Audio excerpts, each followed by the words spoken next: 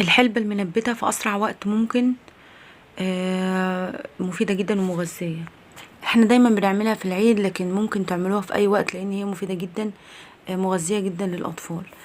طريقتها بسيطة جدا وسهلة جدا، وشايفين قد ايه كمان جميلة، مبتاخدش معانا وقت. جبنا حلبة غسلناها كويس جدا في مصفى، نزلنا كل اللي فيها ونضفناها ونقعناها نص يوم.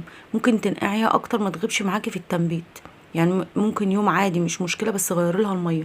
معايا قوالب اللي هي دي لازم تكون مخرومه من تحت، على اساس تزرع طيب معاكي وتطلع التنبيته دي.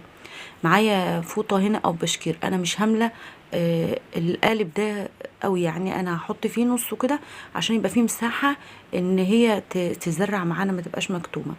معايا مصفى كمان، يعني هي اي حاجه معاكي مخرمه هتفردي فيها برضو شويه.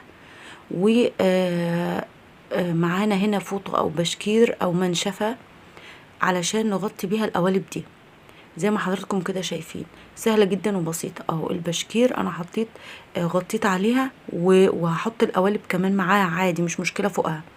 وكل فتره يعني كل ساعتين كده هنطر على البشكير ده ميه لغايه ما بتزرع كده. زي ما حضراتكم شفتوا، هو يوم يوم ونص بالكتير، يعني ما بتاخدش وقت خالص في التنبيت، وسهله جدا وبسيطه جدا وسريعه.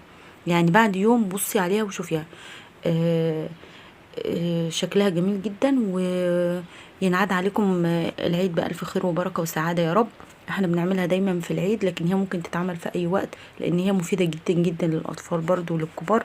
هي محببة عند ناس كتير. اشكركم جدا، مع السلامة.